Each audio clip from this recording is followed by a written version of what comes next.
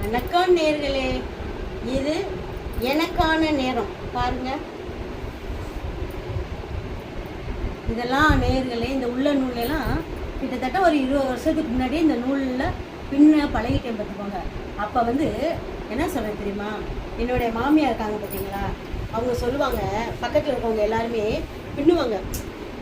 அப்போ இது எப்படி பின்னுறதுன்னு சொல்லிட்டு நான் கேட்பேனா, அப்போ இப்படி தான் பின்னணும்னு சொல்லி அவங்க செஞ்சு காமிப்பாங்க. அவங்க செஞ்சு காமிக்கிறப்ப நான் பார்ப்பேன் பார்த்துக்கோங்க, கடன்னு பின்னுவாங்க. எனக்கு ஒன்றுமே புரியாது, என்னடா புரியலையேன்னு அப்படி யோசிச்சுக்கிட்டே இருப்பேன் பார்த்துக்கோங்க. அப்போ இப்படி வேகமாக இப்படி பின்னுவாங்களா, இப்படி நிதானமாக பின்னி காமிக்க மாட்டாங்க.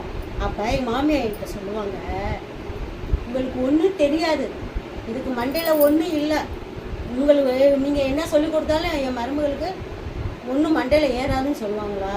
எனக்கு அன்றைக்கி ஒரு மாதிரி வெறித்தனம் வந்துச்சு, இதை நம்மளும் பின்னணும், நம்மளும் கற்றுக்கணும்னு சொல்லிட்டு அவங்ககிட்ட ஸ்லோவாக நீங்கள் பின்னுறதா காமிங்களேன்னு சொல்வேனா. அப்போ அவங்க பொறுமையாக சொல்லி காமிப்பாங்க, இப்படி விட்டு இப்படி விடுங்க, இப்படி இந்த வரலை தூக்கி இப்படி உள்ளே போடுங்க, இப்படி இல்லைங்க, அவ்வளோதான் பின்னல், இதுதான் சங்கிலி பின்னல் அப்படின்னு சொல்லிட்டு ஒரு முழம் நூலை மட்டும் கொடுத்தாங்கங்க. இந்த பின்னலை மட்டும் நீ பழகிட்டு வா அப்படின்னு சொல்லிட்டு அதுதான் ஹோம்ஒர்க் மாதிரி கொடுத்தாங்க.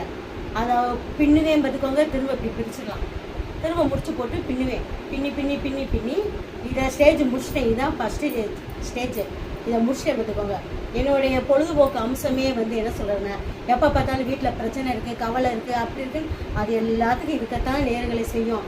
அது ஒரு ஓரமாக வச்சுக்கிற வேண்டியதான். அதவே எந்த நேரமும் நம்ம தூக்கி சுமந்து மனசுக்குள்ளே இருந்தோம்னா நம்ம தான் கஷ்டப்படுவோம். அதை அப்படியே வச்சுக்கிட்டு நம்ம அதுக்குன்னு ஒரு நேரத்தை ஒதுக்கிக்கிட்டு அந்த நேரம் ஃபீல் பண்ண வேண்டியதான், கவலைப்பட வேண்டியதான். அடுத்த நேரம் நம்ம வீட்டு வேலையை பார்க்கவோ, சமைக்கவோ, குழந்தைகளை பார்க்கவோ, ஹஸ்பண்டை பார்க்கவோ, நம்மளுடைய பொது வேலைகளை பார்க்கவோ, நமக்கு பிடிச்ச ஹேபிட்டான இப்படியோட வேலைகளெல்லாம் நம்ம செய்யணும்னு செஞ்சுக்கிட்டே போகணும் நேர்களே. அதை நான் இப்போ 20 வருஷம் செஞ்சு இதை நான் தேர்ந்தெடுத்திருக்கேன். இதை தேர்ந்தெடுத்துட்டு இப்போ எனக்கு தெரிஞ்ச எல்லாத்தையும் ஒவ்வொன்றா பின்னி செய்ய போகிறேன். நான் இதை விருப்பம் உள்ளவங்க என்கிட்ட பழகிக்கோங்க. எனக்கு எந்த பீஸும் இல்லாமல் ஃப்ரீயாக எனக்கு தெரிஞ்ச கலைகளை எல்லாருக்கும் சொல்லிக் கொடுக்குறேன்.